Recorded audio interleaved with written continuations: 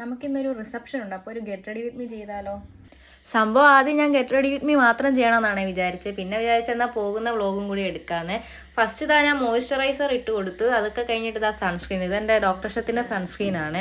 ഇത് ഞാൻ കുറേ നാളാണ് ഉപയോഗിക്കുന്നത്. അതെനിക്ക് നല്ല റിസൾട്ടാണ് കേട്ടോ. അങ്ങനെ അതെല്ലാം വാരി തേച്ചിട്ടുണ്ട്. അതെല്ലാം നന്നായിട്ട് ബ്ലെൻഡ് ചെയ്ത് കൊടുത്തിട്ടുണ്ട്. ഞാൻ അധികം മേക്കപ്പ് ഐറ്റംസ് ഒന്നും ഉപയോഗിക്കാറില്ല. ജസ്റ്റ് ബേസിക് കാര്യങ്ങൾ മാത്രമേ ഞാൻ യൂസ് ആക്കത്തുള്ളൂ. അങ്ങനെ ഐലൈനർ കൊണ്ട് ഒരു പൊട്ടൊക്കെ തൊട്ട് കൊടുത്തു. ഇതെൻ്റെ സ്റ്റുഡിയോയിൽ നിന്ന് വാങ്ങിച്ച ഐലൈനറാണ്. പിന്നെ അത് എൻ്റെ കണ്ണ് എഴുതി കൊടുത്തു. കണ്ണിൻ്റെ മേലെ മാത്രമേ എഴുതുന്നുള്ളൂ, എനിക്ക് താഴെ എഴുതുന്ന ഇഷ്ടമല്ല. ഇതാണ് എൻ്റെ ബ്ലഷ് കേട്ടോ. ഇതിൻ്റെ കോല എന്താ നിങ്ങൾ ആരും ഇങ്ങനെ വിചാരിക്കേണ്ടത്. ഇത് ഫുൾ ഇഷാനിയുടെ പരിപാടി. ഇഷാനി ഫുൾ എൻ്റെ മേക്കപ്പ് ഐറ്റംസ് മൊത്തം കുളവാക്കി നശിപ്പിച്ചിട്ടിട്ടുണ്ട്. ബ്ലഷൊക്കെ ഞാൻ നന്നായിട്ട് തേച്ച് കൊടുത്തിട്ടുണ്ട്. ഇത് കണ്ടില്ല, ഞാൻ ഇപ്പോഴാണ് കാണുന്നത് എൻ്റെ ഐപാലറ്റിൻ്റെ കോലം. അതിനകത്തുനിന്ന് ഒരു കഷ്ണം കാണാനില്ല.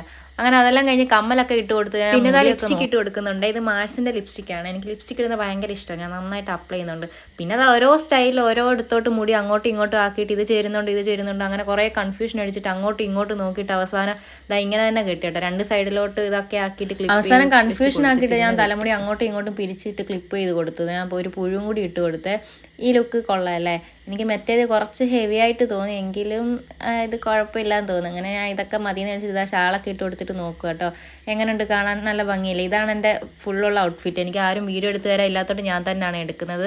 ഇഷാനിയും അച്ഛൻ ഓൾറെഡി റിസപ്ഷനോ, ഇഷാനിയുടെ അച്ഛൻ്റെ ഫ്രണ്ടിൻ്റെ റിസപ്ഷനാണ്. അപ്പോൾ അവർ ഓൾറെഡി പോയി. അപ്പോൾ ഞാൻ അച്ഛൻ്റെ ഓൾറെഡി അവർ അച്ഛനോട് ഫുഡ് കഴിച്ചിട്ടുണ്ടായിരുന്നു. അതുകൊണ്ട് ഞാൻ മനസ്സമാധാനത്തോട് ആസ്വദിച്ച് ബിരിയാണി കഴിച്ചു. നല്ല അടിപൊളി ബിരിയാണി ആയിരുന്നേ. ബിരിയാണി എല്ലാം വയറ് നിറച്ച് കഴിഞ്ഞിട്ട് ഇതാ ഫോട്ടോ എടുക്കാൻ വേണ്ടി കയറി. ഇതാട്ടോ അനുവിൻ്റെ ഫ്രണ്ട്.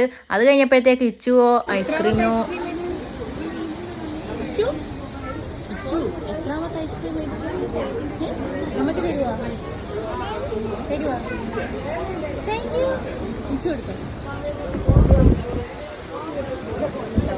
ഫുഡെല്ലാം കഴിച്ച് കഴിഞ്ഞപ്പോൾ ഇതാ അനുവിൻ്റെ ഫ്രണ്ടിൻ്റെ വൈഫ് ഉണ്ടായിരുന്നേ. കുറച്ച് നേരം അവിടെ ഇരുന്ന് കത്തിയൊക്കെ അടിച്ചിട്ട് ഇതാ നമ്മൾ പോകാൻ വേണ്ടി നോക്കി.